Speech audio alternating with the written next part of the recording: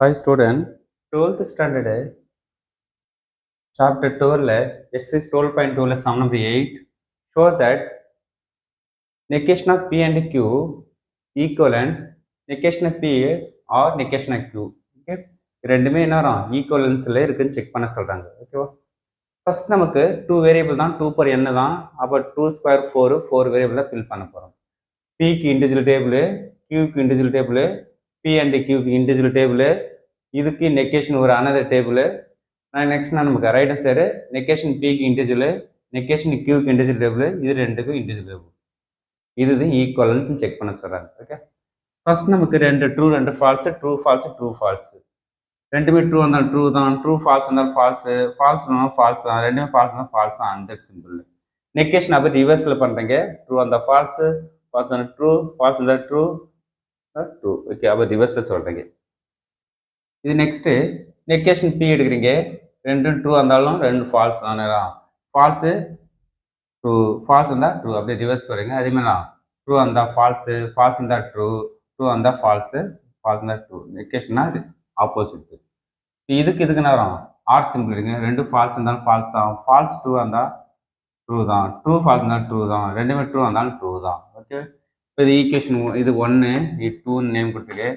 3, இது 4, 5, 6, 7. செக் பண்ண பாருங்க. இது லெஃப்ட் ஹேண்ட் சைடு ஆன்சரு, இது ரைட் ஹேண்ட் சைடு ஆன்சர். ரெண்டும் ஈக்குவலாக இருக்குது பாரு. Falls true true true, false true true ஈக்குவலாக தான். 4th காலமும் 7th காலமும் ஐடென்டிக்கலாக இருந்தால் தே are equivalence. Okay, second sum அதே same. negation of P conditional Q equivalent P and negation Q. Okay, first அதே சேம் 2 வேரியபிள் P Q தான். Pக்கு Qக்கும் கண்டிஷன் ஒரு டேபிள், இதுக்கு negation another table. Next negation Qக்கு அனதர் டேபிள், Pக்கும் negation Qக்கும் and simple table 1.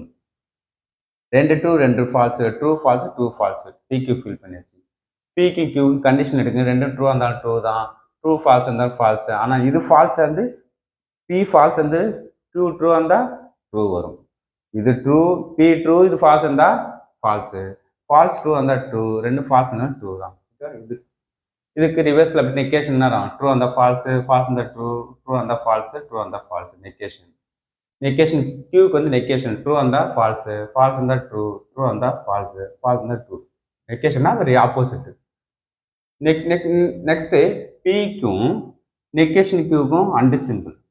True falls இருந்தால் ஃபால்ஸு, ட்ரூ ட்ரூ இருந்தால் ரெண்டுமே ட்ரூ இருந்தால் ட்ரூ தான், ஃபால்ஸு ஃபால்ஸ் இருந்தால் ஃபால்ஸ் தான், ஃபால்ஸு ட்ரூ வந்துச்சுன்னா நம்ம தான் ஃபால்ஸ்.